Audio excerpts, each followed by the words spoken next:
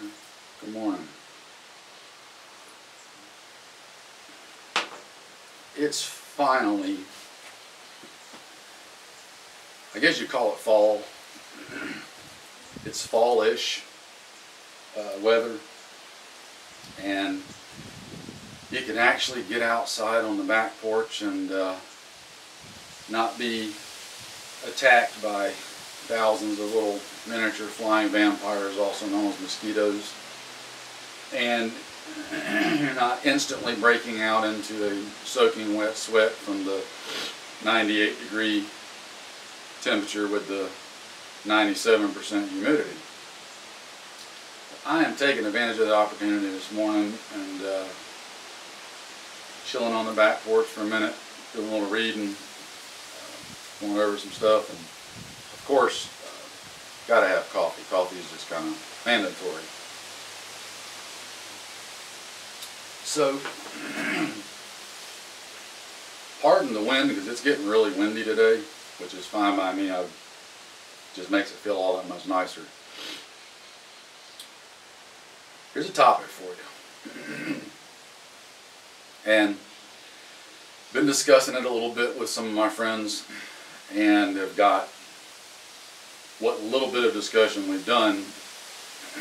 Now that we haven't discussed it a bunch in the past, the recent discussions have been a more focused kind of discussion, but that focus has branched off into a bigger focus. It's hard to explain. Got tree limbs falling everywhere. What I want to throw out there to you to think about, and ponder, and in all seriousness, guys, give some real consideration in your thought process to this. It's common in preparedness, survival, etc. It's all about bugging out. And I don't really think people have thought that concept all the way through to its conclusion, and even if there is a conclusion to it.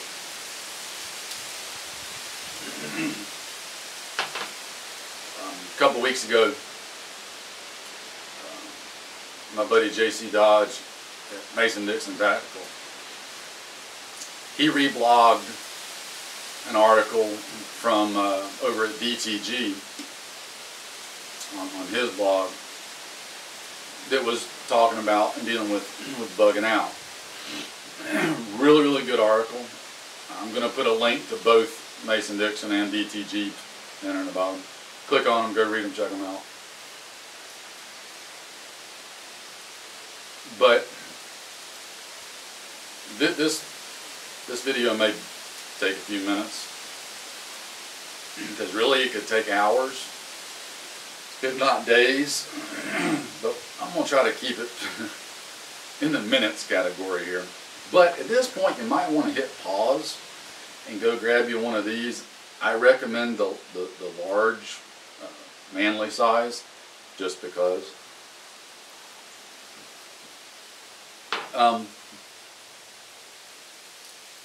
First, let's separate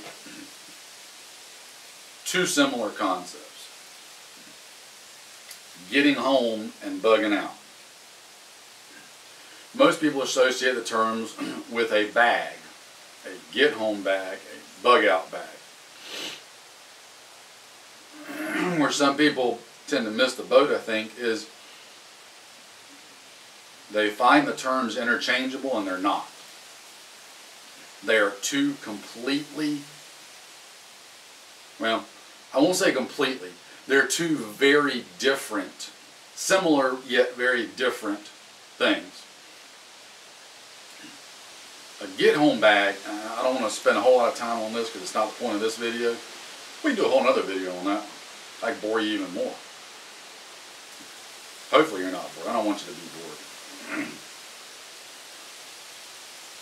Getting home in a get-home bag, something to throw in your vehicle if you're going to be at work, out and about around town, maybe off on vacation somewhere, whatever.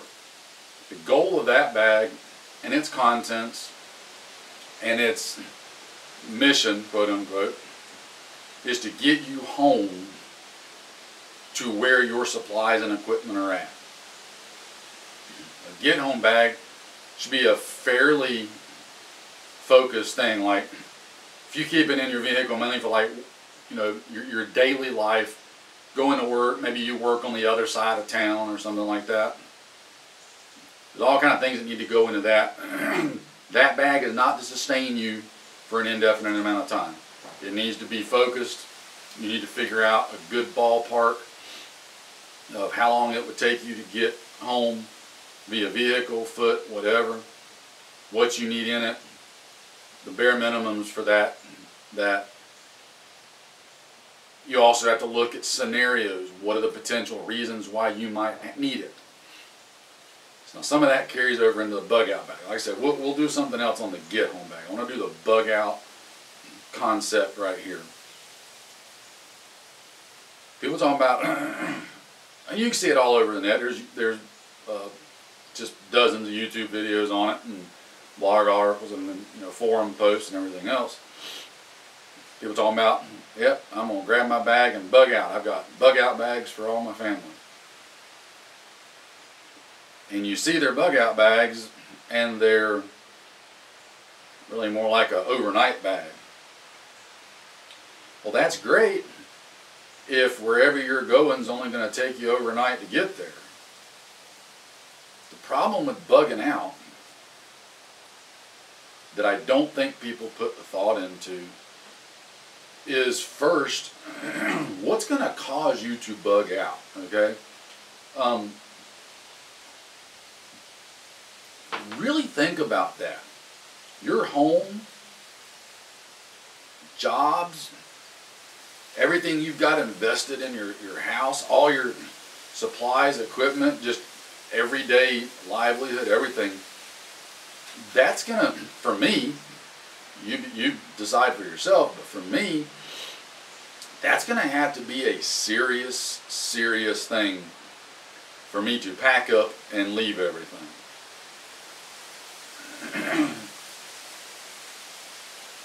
Depending on what that is, okay, we've established it's going to be serious, right?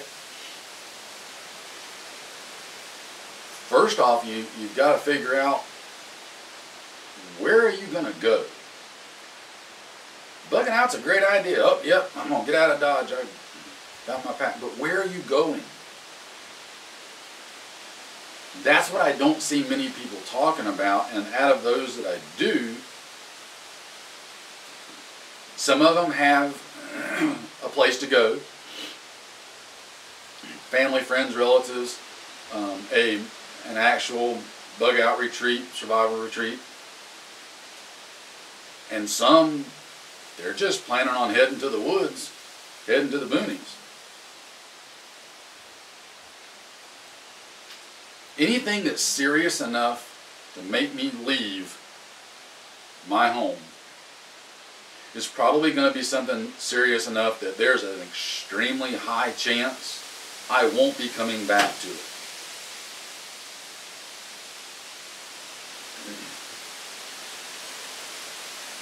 So, let's take, you're just going to go to the woods.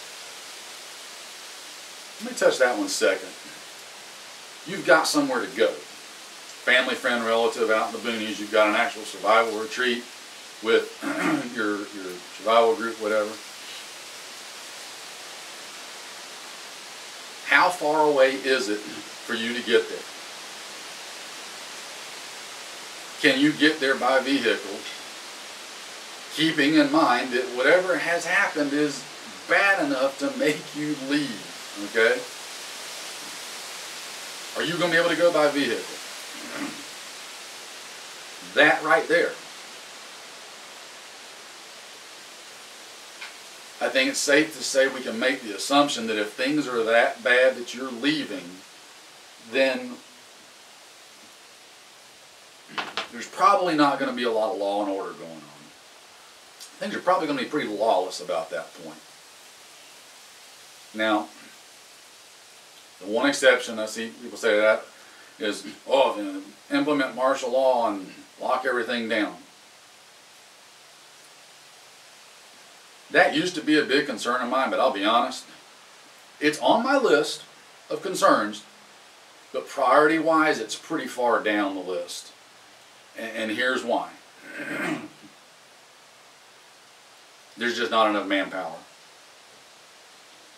The police and government and military, if every law enforcement officer and every military member showed up when the call was put out, implement martial law, they would be lucky, extremely lucky, to be able to lock down maybe 1 or 2 major cities per state, maybe. They don't have the manpower, okay? And I'm about 99% certain that if things are that bad, you're going to have a lot of law enforcement military that aren't even going to show up, okay? There's a lot of guys out there that are oath keepers and that sort of thing that, no, they're not going to participate in something like that, depending on the situation. So that said, there's probably not going to be any kind of law and order. It's going to be, and I'm using some terms here, and I'm going to explain them just for some of you that may be watching and don't know what I'm talking about, and have never heard it before, but a raw situation, W-R-O-L, without rule of law. There's no law enforcement. There's no authority. Things are gone to heck in a handbasket, and it's every man for himself. So you're bugging out. There's no law and order. We have a lot of bad people in our society. We have a lot of bad people in our society who haven't crossed that line into bad things because we have law and order.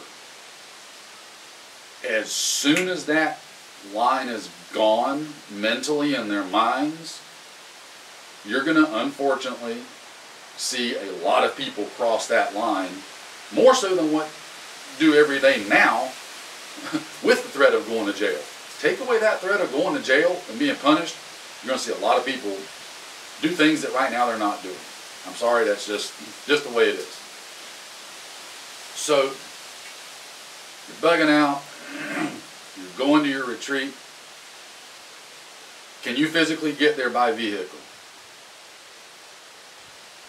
Do you have to go through major population areas? Do you have to go through areas where it could be really easy for somebody to ambush you? You might need to think about having more than just you and your family in one vehicle. You might need to convoy. You might need to get some of your other friends and set up plans to travel together as a group. So there's safety in numbers. If you're going to do that, you need to learn how to do that. Side point of all this talk, guys, training. You need to get it. Anyway, if you can't get there by vehicle, let's say that any multitude of things could happen. Say you do get ambushed on the way, your vehicle gets all shot up. Maybe you and your friends are able to take out whoever ambushed you, but now your vehicles are all shot up. You got to go on foot. What if all your supplies are in your vehicles? No way you can carry them on your body. Good reason to have stuff pre-positioned. Again, whole nother talk and thought. If you got stuff pre-positioned where you're going, again, we're talking an indefinite term. If I have to go somewhere indefinitely, I can't fit enough food, water, medicine, clothing, tools, equipment, etc. in a couple of vehicles for my family indefinitely. I've got to already have stuff pre-positioned. Your vehicles get disabled, all you're going to have now is what you can put on your back to get to wherever it is you're going that hopefully you've already got stuff at as well. Maybe it's something like a solar flare, EMP, whatever. For some reason you can't even use vehicles to leave. It's all on foot. Can you get to where you're going? Can you realistically carry on your body what you need to get to where you're going? For you, your family, can your family make it? I see a lot of guys posting stuff and making comments. And from what they say on blogs and forums and YouTube videos, I have to assume that there's a whole lot of single young male people out there into preparedness that don't have families and wives and children and all that kind of stuff. Because they talk about meeting all these different standards and they can do X number of miles with X amount of weight on them per day and yada yada yada. Okay, that's great. My wife's in pretty good shape. She can't carry but about half the weight that I can carry, because she's about half my size, and can't put nearly as much miles in as I can. Neither can my boys. It's not that they don't want to. They just physically can't. Not big enough yet. So I have to take in consideration how far, how fast I can travel by the least physically capable member of whatever I'm doing. What I can do is irrelevant. It's what we can do as a family, as a group, whatever. You got to look at that. Can everybody else carry enough to sustain themselves?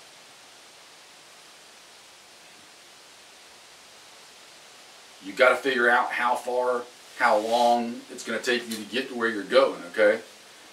Now, another thing I see guys on the same point, I can do X number of miles and carrying this much weight in X amount of time and yada yada yada. First off, can you sustain that day after day after day after day after day? Secondly, it's one thing to get out right now and train and do it. And I'm not saying you shouldn't be training to do it. By all means, I think that's top of the list. Read J.C. Dodge's post on Mason-Dixon. You need to be throwing your backpack on with weight in it and getting out and doing stuff, okay? There's all kind of ways you can train just in everyday life to start building that up. Do that, by all means. But you got to get out and do it. So, you got to figure out how far it is you got to go under non-normal everyday conditions. When I do my ruck walks, I can throw my ruck on, I can get out and go walking, and I'm walking down the street, down the sidewalk, whatever, not a person in the world paying a bit of attention to me, and I'm just boogity-booging along. If things are bad enough that I'm leaving my house, I'm not going to be diddy-bopping down the side of the road. Just like, you know, it's a nice sunny day and I'm out for a walk. If you do that, then I'm going to put a pretty big chunk of money on betting that you won't last very long, because you're going to walk right into an ambush. You're going to get attacked. The dregs of society, when they start coming out of the woodwork, are going to feed on you. And no, that's not an argument for the gray man concept, because 90% of people that talk about the gray man concept have no clue of that. They've got it so bass-ackwards it's not even funny. It's just the opposite. You need to be able to be hidden. You need to be able to be unseen. You need to avoid people. That's not going to be diddy-bopping down the road. That's going to be slinking through the woods. It's going to be, maybe you're following main roads, but you're not walking down the road. 10 or 15, 25 yards off into the wood line walking. Go find you a patch of wood somewhere that's unkept. Walk through them. See how long it takes you to get very far without anything on you. Then do it with a big ruck on. It's going to take you a long time to go a short distance. What's my point in all that? Figure out where you got to go, how far it is, and then realistically figure out, okay, I'm not just diddy-bopping down the side of the road. You know, figure out how long it's going to realistically take you to get somewhere. Then factor in who all you're going to have with you, what they can do. The point of the articles that DTG wrote and that JC reblogged are, can you carry enough stuff in your bag to get you there? Or are you going to run out of supplies? Are you going to be able to carry enough food? You're going to be able to carry enough water? Do you have enough resupply places? Maybe you focus heavy on the food and light on the water, because between you and where you're going, you've got tons of water sources. All you need is your water filter or some purification tabs. You can get water every 50 feet. I don't know, it depends on your location. But things like that will affect how you pack. They're going to affect what you put in your bag.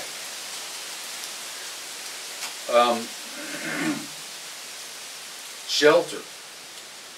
Have you gotten out and tried and used all your shelters? I see guys that want to pack light. A lot of people try to adopt the military term, pack light, freeze at night. Meaning that you're a little bit uncomfortable at night, but you pack lighter so you can move quicker and all that. That's great for a couple of nights maybe, but you're not going to last long doing that.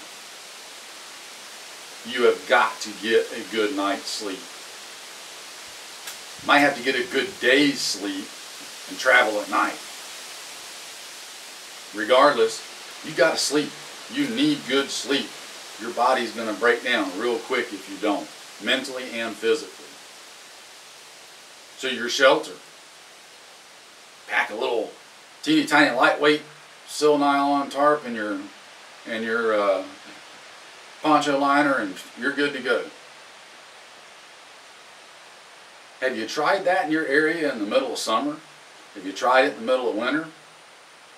To where you're freezing to death all night, literally can't sleep because you're so cold? Or in the summertime because, oh, you didn't think about packing a full-size bug net, did you?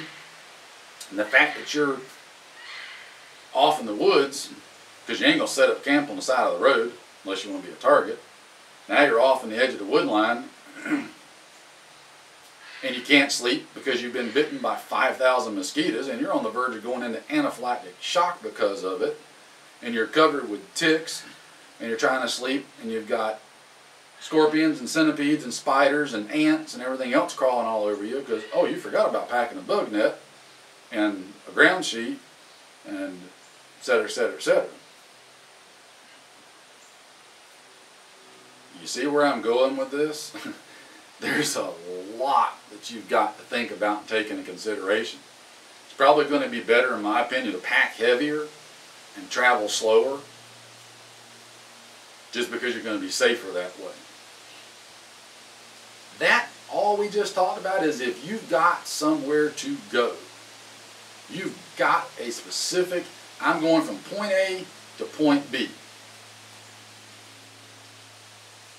If you're planning on just going to the woods and national forest, whatever, think real hard about that.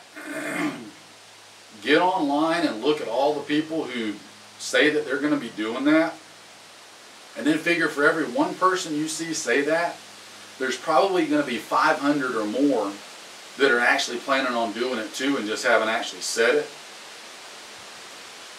You'll probably, and I don't have a crystal ball, but you'll probably find that things go bad and you do that, that your nearest patch of woods, national forest, or whatever, is going to suddenly look like a refugee camp with people stacked on top of each other. Whatever natural foods may be in the area are going to be ravaged really quick. The animals will be hunted to non-existence, and those that aren't caught or killed, the animals are going to bug out, okay? They're bugging out where there ain't this big group of people at. Food and water is going to be horrible as far as access. Sanitation.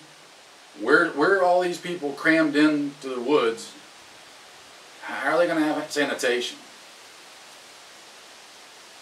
Are you planning on indefinitely going to the woods, and that's where you're going to be taking care of bodily functions for you and your family for an indefinite rest of your life amount of time?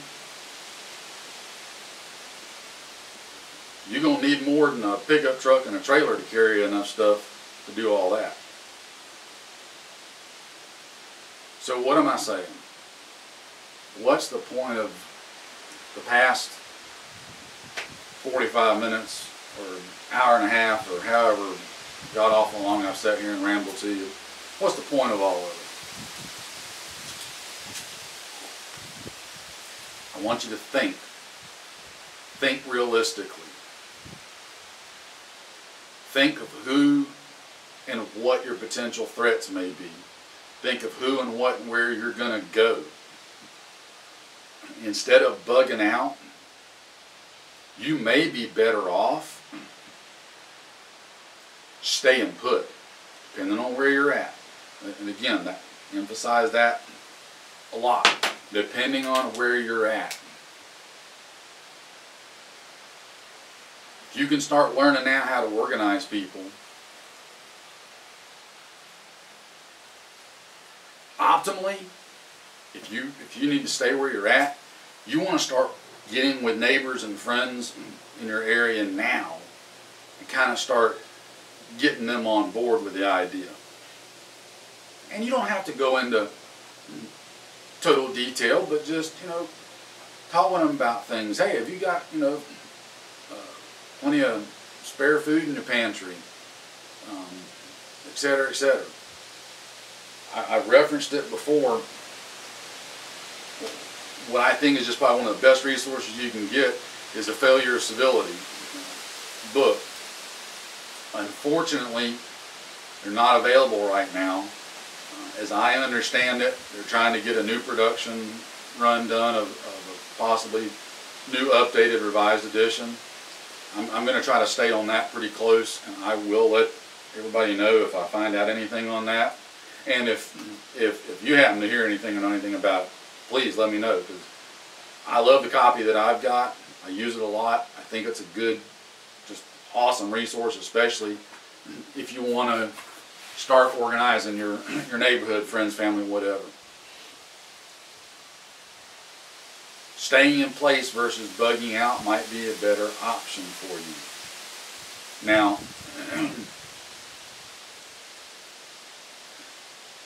I could just ramble on some more about it, but I'll just be repeating stuff more so than I already have of what DTG put in this blog article it did. So go read it.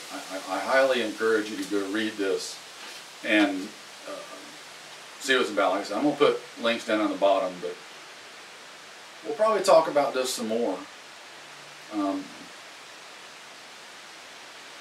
Sometimes I think you guys might be getting bored with just sitting here listening to me talk. And I don't mean to bore you with it. It's just things that I think need to be talked about, and I want everybody to think about it. I want everybody to be as optimally prepared as they can. I like getting out and doing stuff. I really do. So I'll close up with just saying that I got a bunch of stuff planned. I'm going to be getting out. We're going to actually be doing some things. Just bear with me and hang in there. This year's been to say it's just been absolutely a stupid year is an understatement, but it has been. So see what I can do the next couple of months. First of next year, it's game on. Bugging out. Think about the concept. Think about realistically your bags, what you can carry, what you're going to need. I got a bunch more stuff planned on this, so if y'all want to hear me ramble some more, then stay tuned. If you don't, you ain't got to click on them. Wait till I put up the other stuff that you are interested in. I want to get into actual bug out bags, talking about some more specific things on that. Get home bags. I want to start getting into some stuff on if you've already got a group established, if you're in the process of establishing a group. I want to really delve into some point blank, real world, in your face, God's honest discussion on some of those as well, that might challenge you a little bit in some of your thoughts, especially when it comes to physical limitations of people, etc. So anyway, if you've stayed in here all this time now and you've made it here to the end, I really appreciate it. You're a dedicated person, and I applaud you for that, and I thank you for that. So thanks for sticking with me and bearing in through the conversation. So click on the links, go read it, check it out, and as much as you can with fall coming in, guys, get out and enjoy the weather and get out and train and just get after it. Too much going on not to. Take care, and we'll talk to you again really soon.